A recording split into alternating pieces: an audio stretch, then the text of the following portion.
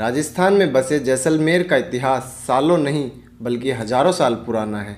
इस किले का निर्माण 1156 ईस्वी के आसपास रावल जैसल के द्वारा कराया गया था।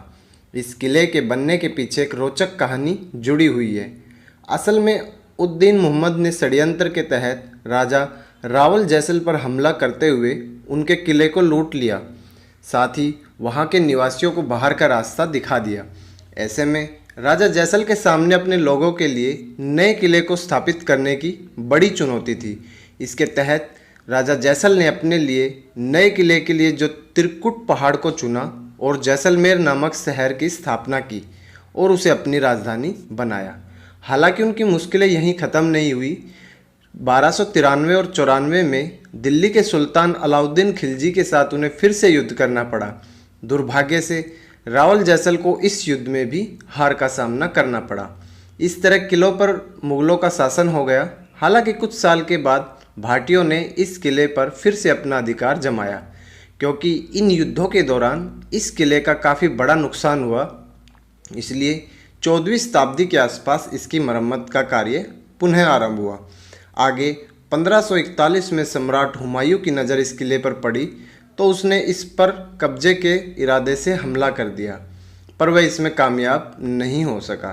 इसके बाद मुग़ल लगातार करीब 30 वर्षों तक इसको जीतने का प्रयास करते रहे। अंततः 1570 में एक संधि के तहत यह किला मुग़ल सम्राट अकबर के अधीन हो गया। 1762 तक यह मुग़लों के पास रहा। बाद में यह महाराज मुलराज के हाथ में आ गया और 1820 में उनकी मृत्यु के बाद उनके वंशज गज सिंह का इस पर अधिकार रहा। भारत पाकिस्तान युद्ध में भी इसकी काफ़ी खास भूमिका रही। ब्रिटिश शासनकाल के बाद भारत को स्वतंत्रता के साथ विभाजन का कटु घूंट भी पीना पड़ा। पाकिस्तान को एक नए देश के रूप में विश्व के नक्शे पर जगह मिली। बावजूद इसके वह संतुष्ट नहीं हुआ और गलत मंसूबों के साथ 1947 पर भारत पर फिर हमला कर दिया, जिसमें उसे मुंह की खानी पड़ी। लगा कि वह हार से कुछ सबक लेगा, लेकिन दोबारा और ऐसा नहीं करेगा। लेकिन इसके बाद 1965 और 71 में उसने भारत के साथ फिर दोबारा युद्ध किया। 1965 और 1971 के युद्ध को जीतने में वैसे तो हमारे सेना के जवानों का पराक्रम ही काम आया, किंतु कहीं ना कहीं इसमें जैसलमेर के किले की भी खास भूमिका रही। असल में यह युद्ध जिस जगह पर लड़े गए उनमें जैसलमेर भी एक था। चूँकि युद्ध के दौरान वहां रहने वाले लोगों की सुरक्षा की जिम्मेदारी सेना पर थी, किंतु उन्हें कोई ठोस उपाय सूझ नहीं रहा था। ऐसे में तय किया गया कि जैसलमेर की पूरी आबादी को वहां के किले के अंदर भेजना उचित होगा। असल में यह किला काफ़ी मजबूत था, इसलिए उस समय यह सबसे सुरक्षित जगह माना गया।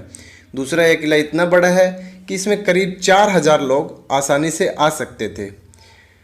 जैसलमेर का किला राजस्थान के उत्तर पश्चिम रेगिस्तानी शाह जैसलमेर में बनाया गया है, जो कि खुद में एक खास स्थल है। दूसरी चीज़ें जो इसे खास बनाती है वह है इसकी वास्तुकला। इसमें पीले रंग की रेत और पीले पत्थर का इस्तेमाल किया गया है, जो इस किले को पीले सुनहरे रंग की चमक देता है। कहते हैं कि जैसलमेर के पारंपरिक सिद्धांत पर यहाँ के वास्तुशिल्प को डिज़ाइन किया गया है। किले के वास्तुशिल्प को मुख्यतः 3 अलग अलग शैलियों में बांटा गया है। पहली स्पाटियल ऑर्गेनाइजेशन मध्यकालीन वास्तुकला, दूसरी मुगल शैली और तीसरी अंग्रेजी शैली जो पश्चिमी शास्त्रवाद को दर्शाती है। इस तरह इसकी दीवारों को 3 परतों में बांटा गया। वहीं किले के अंदर बनाई गई वास्तुकला में इस्लामी, फारसी और भारतीय शैली का मिश्रण मिलता है। किले के ज़्यादातर हिस्सों के निर्माण में संगमरमर का भी प्रयोग किया गया है।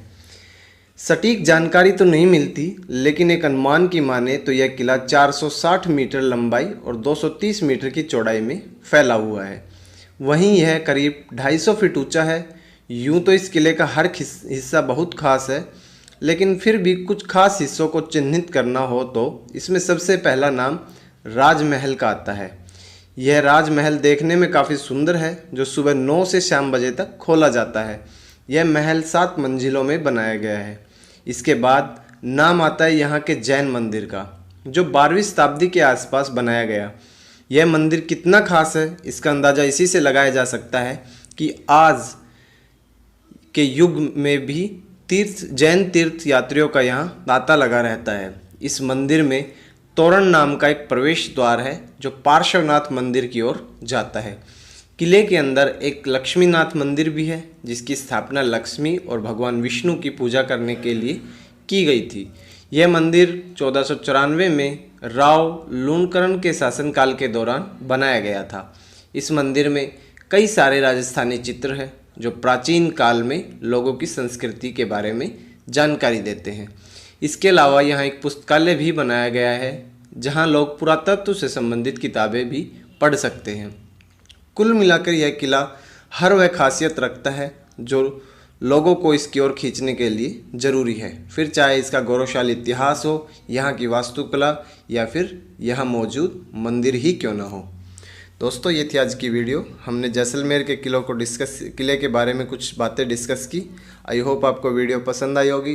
अगर वीडियो पसंद आई तो प्लीज़ मेरे यूट्यूब चैनल को सब्सक्राइब करना ना भूलें। मिलते हैं एक नई वीडियो में बड़े इंटरेस्टिंग टॉपिक के साथ। तब तक के लिए धन्यवाद।